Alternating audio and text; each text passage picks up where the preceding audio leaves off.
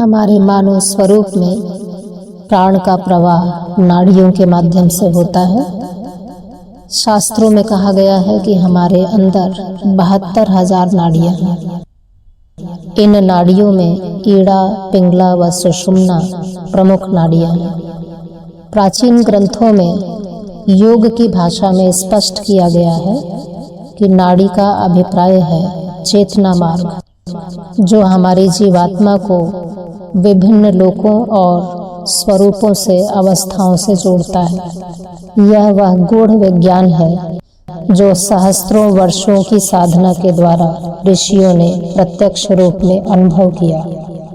हमारे मानव स्वरूप में प्राण का प्रवाह नाड़ियों के माध्यम से होता है और नाड़ी का अर्थ केवल शारीरिक नसों से नहीं है, बल्कि प्राण ऊर्जा की सूक्ष्म धारा से है, जो हमारे स्थूल, सूक्ष्म व कारण शरीर के बीच एक सेतु का कार्य करता है।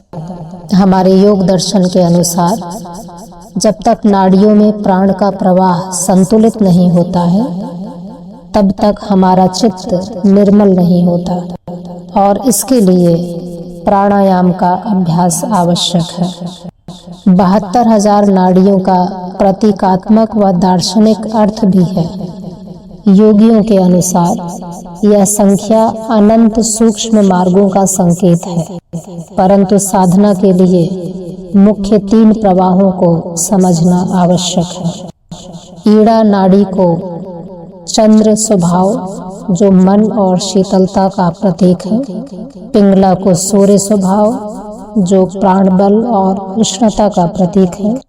और सुषुम्ना को मध्य मार्ग, कुंडलनी के उदय पथ के रूप में शास्त्रों में वर्णित किया गया है।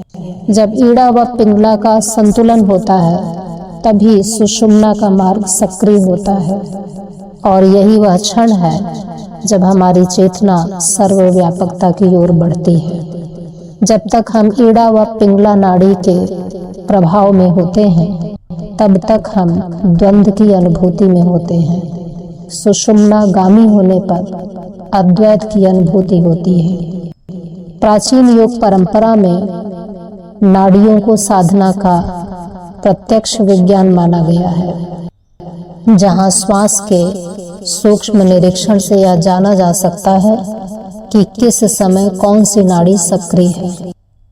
आप निरीक्षण करेंगे तो स्पष्ट होगा कि हमारी श्वास सामान्यतया ईड़ा व पिंगला में प्रवाहित होती है, परंतु अत्यंत दुर्लभ क्षणों में जब दोनों नाड़ियों में समान धाराओं का प्रवाह होता है, तब सुषुम्ना का स्पर्श होता है और वही क्षण आध्यात्मिक उन्नति के लिए श्रेष्ठ माना गया है।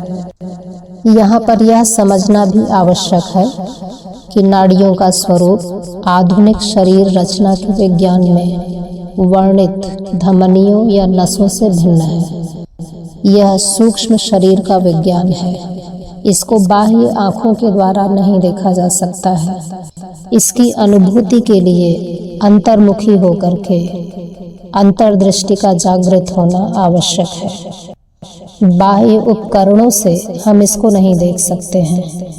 यही कारण है कि हमारे ऋषियों ने इसे अनुभव का विषय कहा, जो मात्र अभ्यास के द्वारा ही जाना जा सकता है।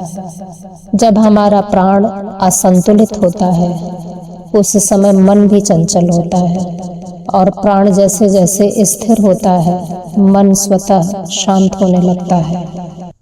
72,000 नाड़ियां केवल संख्या का स्वरूप नहीं है, बल्कि यह हमें स्पष्ट करता है कि हमारा 3 स्वरूप है: भौतिक, सूक्ष्म और कारण। भौतिक शरीर का निर्माण सूक्ष्म शरीर से और सूक्ष्म शरीर का निर्माण कारण शरीर से हुआ है, और इन तीनों के बीच जो सेतु का कार्य करता है, वह हमारा प्राण है।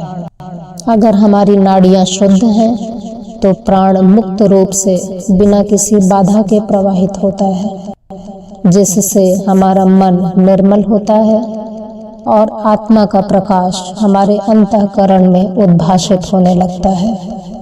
इसलिए योग के द्वारा नाड़ियों का शोधन होता है और इसके लिए क्रिया योग, ध्यान, संतुलित आहार, सत्य आचरण, निष्काम कर्म और सब कुछ ईश्वर को समर्पित करने की भावना का विकास आवश्यक है।